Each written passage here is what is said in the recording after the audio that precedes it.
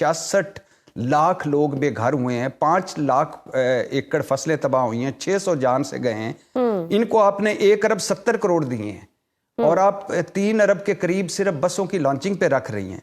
तो सुना जा रहा है कि समरी तो वापस हो गई, लेकिन शायद वो ले लें। इसी तरह पंजाब हुकूमत के बारे में कहा जा रहा है, और ये भी बड़ा इस पे पता करना चाहिए कि 1 साल में कहा जा रहा है कि इश्तिहारात पर 7 अरब से ज्यादा खर्च कर दिए। तो कहने का मकसद ये है कि ये है मरियम नवाज और पीपल्स पार्टी की लड़ाई, और ये है नूरा कुश्ती की तजलील, और एक वर्स्ट वर्जन है नूरा कुश्ती का। और इसके पीछे इस स्टोरी क्या है, इसके पीछे 3-4 स्टोरियाँ हैं। एक तो ये कि चूंकि इत्तेहाद नजरियाती नहीं है, चूंकि ये लोग आपस में इनकी कोई चीज़ नहीं मिलती, पीपल्स पार्टी और नून लीग की, सिर्फ इमरान खान की वजह से ये इकट्ठे बैठे हैं।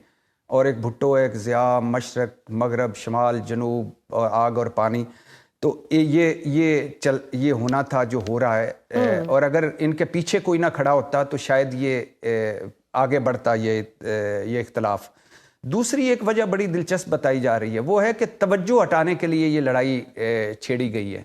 बहुत सारे मामलात ऐसे हैं कि जैसे इमरान खान, जैसे पीटीआई, जैसे इमरान खान के बयानात, जैसे गजा, जैसे अमेरिका पाकिस्तान ताल्लुकात, जैसे और बारे, तो ये अब पूरी हमारे इलेक्ट्रॉनिक मीडिया, प्रिंट मीडिया, भट्टी साहब जैसे बुरी परफॉर्मेंस अगर आप देखें, क्योंकि अभी जो कर्जे जो हैं वो 7,000 अरब पे पहुंच चुके हुए हैं, और सूद जो है वो हमारा 8,000 अरब डॉलर तक पहुंच चुका हुआ है। तो ये आपकी ये तो परफॉर्मेंस है, महंगाई कहाँ पे पहुंच गई है, गुर्बत बढ़ चुकी भी है, 50% पर आ गई भी है। तो अपनी परफॉर्मेंस से हटाना चाह रहे हैं वो क्या टेंशन?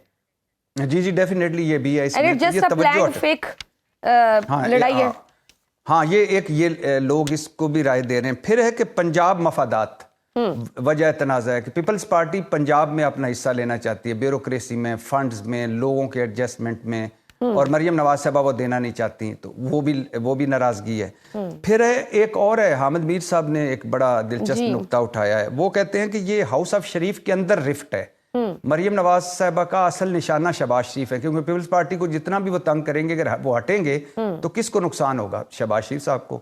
और शहबाज शरीफ साहब सीज फायर करने के चक्करों में मरियम नवाज साहबा रोज कोई बयान देती हैं, और उसकी वजह यह है कि एक अहम शख्सियत थी जिनको मरियम नवाज साहब, और भी बड़ी फरमाइशें बकौल हामिद मीर साहब हुई की मरियम नवाज साहबा ने, लेकिन एक अहम शख्सियत को एक अहम ओहदा दिलवाना चाहती हैं, शहबाज शरीफ साहब ने नहीं दिया। फिर आखिरी बात है कि ये मरियम नवाज और बिलावल भुट्टो की सफ बंदी है। आपको याद होगा कि जब बेनज़ीर भुट्टो आई तो लॉन्च किया गया नवाज शरीफ साहब को, और नवाज शरीफ साहब इसी तरह के बयानात के जाग पंजाबी जाग, तेरी पग नू लगा दाग, और हाँ वो कार्ड खेल के तो वो ऊपर आए और फिर मरकज में। तो अब मरियम नवाज साहबा का फोकस पॉइंट है इस्लामाबाद, फोकस पॉइंट है पार्टी पर मुकम्मल कंट्रोल, फोकस पॉइंट है कैंडिडेट है वो।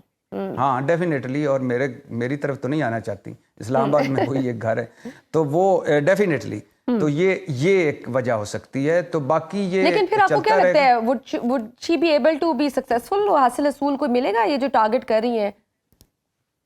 इस वक्त तक तो मरियम नवाज साहबा के सितारे बेहतर हैं, इस वक्त तक तो बेहतर हैं, क्योंकि पीपल्स पार्टी, एक और बड़ी अहम बात है कि 27वीं आईनी तरमीम आ रही है जी, और 27वीं आईनी तरमीम से भी पीपल्स पार्टी नाराज है, क्योंकि उसमें NFC अवार्ड भी 19-20 हो सकता है, सूबों के कुछ इख्तियारात भी वापस लिए जा सकते हैं, और उसमें और बहुत सारी ऐसी चीज़ें आगे हो सकती हैं, यानी वफाक मज़ीद सूबे भी बन सकते हैं। जो मज़ीद सूबों का आइडिया है वो बड़ा तेज़ी से आगे बढ़ रहा है।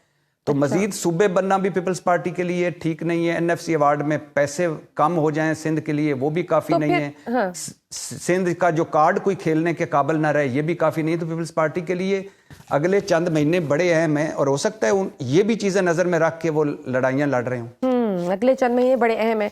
ठीक, बट साहब मुझे लेनी एक छोटी सी ब्रेक, और फिर यहीं से हम कंटिन्यू करेंगे अपनी डिस्कशन। देखते रहिए Suno round up. Welcome back to Suno round up. Bhatti साहब, ब्रेक से पहले हम बात कर रहे थे नून लीग और पीपल्स पार्टी के दरमियान जो रिफ्ट है, या यूं कह ले कि मरियम नवाज साहिबा और पीपल्स पार्टी के दरमियान जो रिफ्ट है उस पर हम बात कर रहे थे। अभी जो है सैयद हसन मुर्तज़ा और सेनेटर पलवशा जैसे पीपल्स पार्टी के बड़े सीनियर अरकान, उन्होंने ये कहा है कि भाई अगर ये बात ख़त्म ना हुई तो इत्तेहाद ख़त्म होने तक ये बात पहुंच सकती है। आपको क्या लगता है, ऐसा मुमकिन है कि इत्तेहाद ख़त्म हो जाए?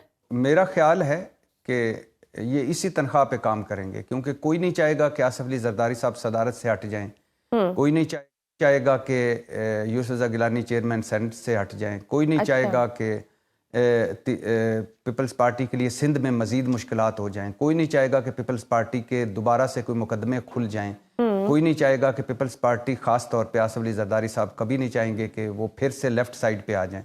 تو مجھے لگتا ہے اسی تنخواہ پہ کام کریں گے. یہ ہوائی فائرنگ ہے ساری. بھٹی صاحب پیپلز پارٹی تو سوال اٹھا رہی ہے نون لیگ کی پرفارمنس پر، بٹ آپ کو کیا لگتا ہے کہ نون لیگ کی پنجاب میں کیسی پرفارمنس ہے؟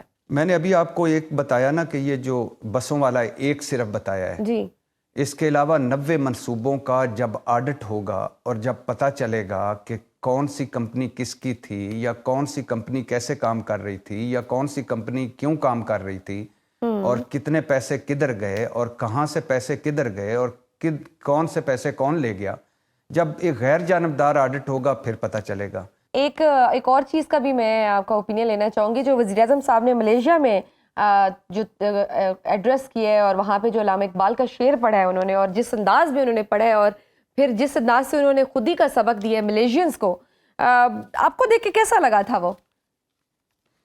یقین کریں کہ اگر کوئی آدھا ایک گھنٹہ مل جائے نا قائد اعظم صاحب کو تو وہ یہاں آ کے سارے قائد اعظم ثانیوں کو لائن میں کھڑے کریں، ان کو کہیں کان پکڑ لیں اور اوپر 5-5 کلو کی 20 اینٹیں رکھیں اور بابا جی ساتھ بیٹھ جائیں، ان کو کہیں کہ بالکل ہلنا نہیں بابا جی کی بات کر رہے ہیں. اچھا. اور اگر علامہ اقبال صاحب کو وقت مل جائے تو وہ کہیں کہ بھائی یہ شاعری جو ہے نا آج سے بھاگ کے سرکار ضبط ہے، میری شاعری کوئی نہ پڑھے.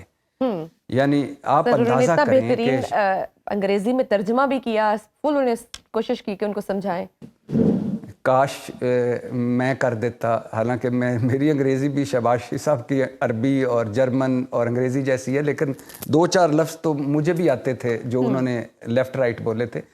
تو آپ اندازہ کریں کہ وہ کہہ رہے تھے خود ہی کو کر بلند اتنا کہ ہر تقدیر سے پہلے خدا بندے سے خود پوچھے بتا تیری رضا کیا ہے. خود ہی کو کر بلند اتنا کہ ہر تقدیر سے پہلے IMF شہباز شریف سے پوچھے بتا میرے مطالبات کہاں ہیں. شہباز شریف صاحب کمال کے آدمی ہیں. ویسے میں ان کے کانفیڈنس کو پہ بڑا سراہتا ہوں کہ ایسی بات کر جاتے ہیں.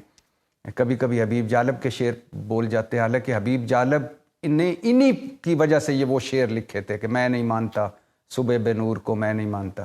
حبیب جالب کی بیٹی جو ہے وہ ٹیکسی چلا رہی ہیں اور ان کا وظیفہ بند ہے، یہ وہاں شعر ٹھوکی جا رہے ہیں. علامہ اقبال صاحب کے گھر میں پولیس کا چھاپا پڑ چکا ہے، یہ وہاں خود ہی کے نعرے بلند کر رہے ہیں. تو عجیب و غریب لوگ ہیں، مجھے سمجھ نہیں آتی.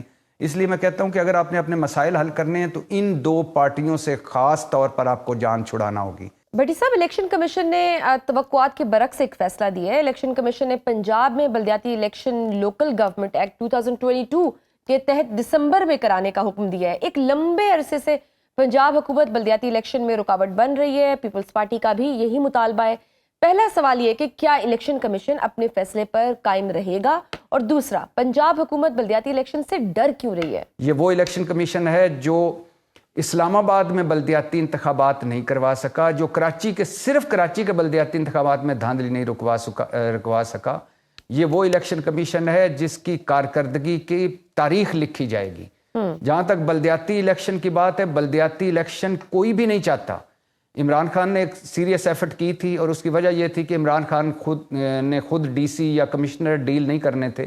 باقی یہ کبھی نہیں چاہیں گے کہ بلدیاتی انتخابات ہو جائیں، اور ان کے لیے سب سے بڑا ان کو شرم اس بات پہ آنی چاہیے کہ ہماری زندگیوں میں بیسٹ بلدیاتی نظام جو دے گیا وہ پرویز مشرف صاحب تھے. پرویز مشرف صاحب کے بلدیاتی نظام، یعنی جب وہ ناظم بنایا، جب وہ سارا ہوا تو اس وقت لوگ MNA MP چھوڑ کے تو ناظم بن رہے تھے.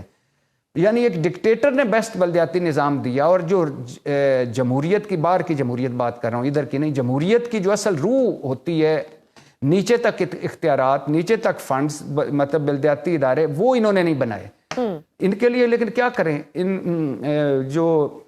جس الیکٹرانک میڈیا پہ میں اور آپ بیٹھے ہیں یہ بھی پرویز مشرف صاحب کی دین ہے. بلدیاتی نظام ان کی دین ہے. نادرا، اوگرا، نیپرا پرویز مشرف، خواتین کی نشستیں پرویز مشرف، ملک کا کوئی عزت تھوڑی سی بنی تھی پرویز مشرف. اس سے پہلے ایوب خان صاحب پہ چلے جائیں، منگلا، تربیلا، اسلام آباد ایوب خان.